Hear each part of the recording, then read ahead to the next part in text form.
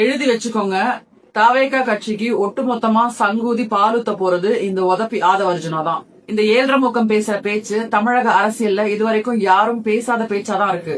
தமிழ்நாட்டின் தலைவர்கள் இப்படி பேசக்கூடியவங்க இல்ல.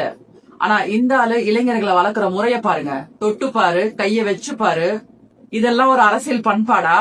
புரட்சி செய்வோம் திரண்டு வாங்கங்கிறதெல்லாம் வன்முறையை தூண்டுற விதமா தான் இருக்கு.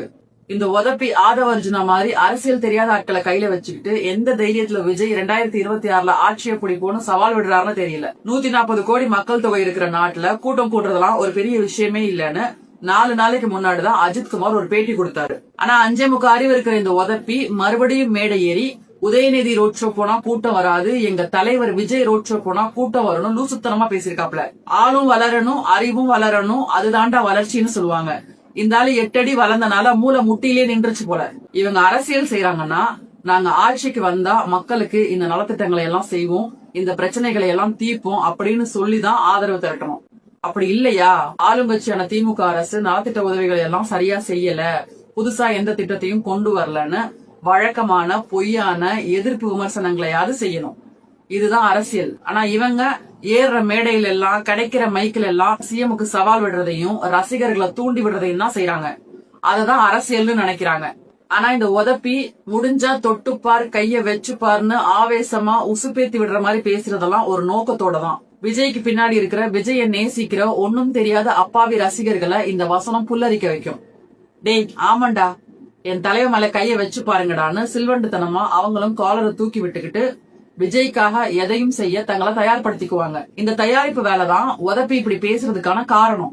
என் தலைவன் வீட்டுக்குள்ள நுழைஞ்சு பாரு, தமிழக கல்லூரி மாணவர்கள் அத்தனை பேரும் உங்க வீட்டுக்கு வருவாங்கன்னு பேசுறானே இந்த உதப்பி, ஏன் கல்லூரி மாணவர்கள் மட்டும் சொல்லணும்? அப்ப பொதுமக்கள் யாரும் விஜய்க்கு ஆதரவா வரமாட்டாங்கன்னு தெரியும். ஏன்னா அவங்களுக்கு எல்லாம் அனுபவம் இருக்கு. நீ குதின்னு சொன்னா அப்படியே கண்ணை மூடிட்டு கிணத்துல குதிக்க மாட்டாங்க. ஆனா இந்த கல்லூரி மாணவர்கள் குதிப்பாங்க. ஏன்னா அவங்களுக்கு இன்னும் பக்குவமும் அனுபவமும் வரல. அதனாலதான் கல்லூரி மாணவர்களை தூண்டி விடுறான். சோ இப்ப தாவேகா செஞ்சுட்டு இருக்கிறது தேர்தலுக்காக மக்கள் ஆதரவு திரட்டுற வேலையே இல்ல. மாறா விஜய் எதை சொன்னாலும் அதை கண்ணை மூடிக்கிட்டு தீர்த்து வைக்கிற ஒரு அப்பாவியான, பக்குவம் இல்லாத, தற்கொலையான, ஆபத்தான கூட்டத்தை உருவாக்கிட்டு இருக்கு. ஒருவேளை சிபிஐ விசாரணை இல்லாத பட்சத்துல, விஜயை கைது செய்யும் முகாந்திரம் இருக்கும் பட்சத்துல திமுகங்கிற பெரிய கட்சிலாம் இல்ல, ஒரு சாதாரண சுண்டக்கா கட்சி கூட விஜயை தூக்கி உள்ள வைக்க முடியும்.